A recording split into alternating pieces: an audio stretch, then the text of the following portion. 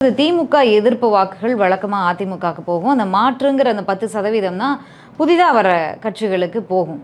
இப்போ இந்த அதிமுக பாஜக மீண்டும் பாஜகவோடு கூட்டணி அமைஞ்சிருக்கு. இது தொடரும் பட்சத்தில் அதிமுகவினரே வெறுக்கும் ஒரு நிலைக்கு வருவாங்க இல்லையா? அந்த அதிமுக பாரம்பரியமாக வாக்களிச்சுட்டு இருந்தவங்களே திரும்ப மாறுவாங்க இல்லையா? அந்த வாக்குகள் யாருக்கு போகும்? இல்ல, அதிமுகவுக்கு தொடர்ந்து வாக்களித்தவர்கள் இரட்டை இலை சின்னம் இருக்கும் பட்சத்தில் பெரும்பகுதி சிதறடிக்கப்படக்கூடிய வாய்ப்பு என்பது மிக மிக குறைவாகத்தான் இருக்கிறது. அப்படி ஒருவேளை அவர்கள் என்ன நினைப்பார்கள் என்றால், அதிமுக இனி தேராது என்று நினைக்கிறவர்கள் அவர்களுடைய வாக்கு வங்கி என்பதை புதிதாக வரக்கூடிய அரசியல் கட்சிக்கு சில பேர் வாக்களிக்கலாம். இளைஞர்களாக இருக்கிறவர்கள் விஜய் கட்சிக்கு தமிழக வெற்றி கழகம் மாதிரியான கட்சிகளுக்கு வாக்களிப்பதற்கு ஒரு வாய்ப்பு இருக்கிறது. அதை நம்ம மறுக்க இயலாது.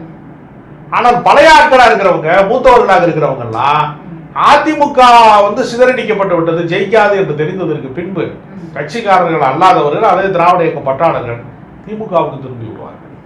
திமுகவினுடைய வாக்கு வங்கி இன்னும் பலப்படக்கூடிய வாய்ப்பு அதிகமாக இருக்கிறது. ஏனென்றால் எதிரிக்கு வாய்ப்பளிக்க கூடாது.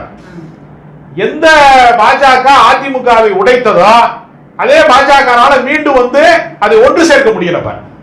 இவர்களை நம்பி நான் தியானம் இருக்க போறேன், தர்ம யுத்தம் இருக்க போறேன் என்று சொன்னவருக்கு நிரந்தரமா பீச்சில் ஒரு ஓரமணி உட்கார்ந்து அரசியல்ல இதுதான் இடம்னு நிரந்தரமாக்கிட்டாங்க. அதற்கு முன்பு அவர் முதலமைச்சராக இருந்தார், அதற்கு முன்பு அவர் பொதுப்பணித்துறை அமைச்சராக இருந்தார், அதற்கு முன்பு அவர் பொருளாளர், கட்சியின் பொருளாளராக இருந்தார்.